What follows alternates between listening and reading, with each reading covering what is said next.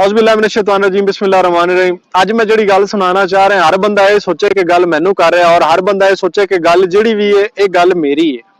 ये गल नूं आम नहीं समझना, एक बड़ी इंपोर्टेंट गल मैं करना जा रहा।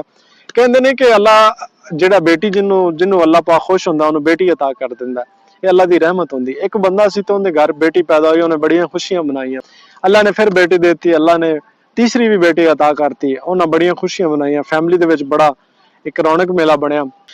VIP स्कूलों के VIP जगह दे उन्होंने उन्होंने पढ़ाया, तलीम दी। उस बाद करोना आया, करोना दे विच उन्होंने स्कूल बंद हो गया।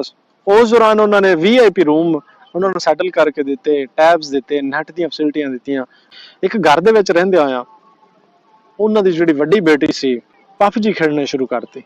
PUBG दे विच उन्होंने इधर उधर मुंडियां दी गपशप, कुड़ियां दी गपशप, वो इस चीज दे विच उलझदी गई। हत्ता कि यह दिन आया कि उनकी एक मुंडे नाल दोस्ती हो गई। मेरा जिहड़ा गल करन दा मकसद है वो है दुआज़ारा ते वो ज़हीर, जिंदी आपस दे विच इंटरैक्शन हुई, गलबात स्टार्ट हो गई। हत्ता कि एक दिन ये आया कि PUBG तो ही उन्होंने इन्ना रिलेशन बिल्ड होया कि वो कुड़ी कराची तो लैके जनाब लाहौर आ गई। कुछ दिन ये आलम रहा मीडिया ते बड़े बड़े चैनलों ते गलबात होंदी रही कि बच्ची अगवा हो गई है, पता ही नहीं है। वालिदैन बिलक रहे ने, रो रहे ने कि वास्ते पा रहे ने कि किसी जगह ते उन्हें पता लग जाए। पता है इस तरीके लग गया कि उन्हों की दुनिया ही उजड़ गई। वो ये सी कि वो माँ, वो वालिद, वो मिलना चाह रहे सी, रो रो के फरियाद कर रहे सी सानू एक दफा मौका दिता जाए। वो लेकिन उन्हें उनकी वालिदैन की मुहब्बत नूं पिछे करता ते बाद विच कोर्ट ने फैसला दिता कुड़ी किंदे नाल रहना चाहती रह लवे। मैं गल शुरू से की सी कि बंदा हर बंदा ये सोचे कि एक गल जो भी सी वो मेरे वास्ते आया कि तुहाडी मेरी ये बेटी दुआज़ारा होंदी साडी की फीलिंग्स होनियां सन। मेरा ख्याल है कि जिस तक हद तक अगर साडी गैरत गवारा करती ते मेरा ख्याल है हो सकता है असी कोई गलत कदम ही चुकते। लेकिन उन्होंने वालिदैन दी इन्नी हिम्मत सी, वो फिर भी बार बार कोशिश कर रहे सी कि सानू बेटी साड़ी वापस मिल जाए, लेकिन इम्पॉसिबल सी।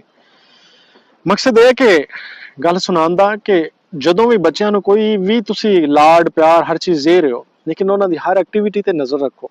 बच्चों नूं ये ना समझो कि बच्चे बच्चे ही ने, लेकिन बाज़ औकात बच्चे एडे एडे वड्डे कदम चुक देंदे ने कि तुहाडी सोच तो भी वो काम बाहर हो जाता है। दुआज़ारा दा सिस्टम सी, इहदे नाल साडे मुल्क ते कोई अच्छा इंप्रैशन नहीं गया। साडियां जिन्नियां भी बेटियां ने उन्हां तो की सिख रही ने। सानू इन्हां चीज़ां ते सोचना चाहिए।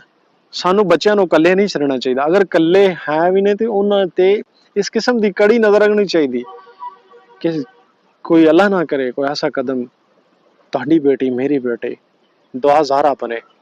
लिहाजा सानू आने वाले वक्त वास्ते, सानू आने वाले वक्त विच यह जी प्लैनिंग करनी चाहिए कि साडा किसी का भी यह जिहा नुकसान ना होवे।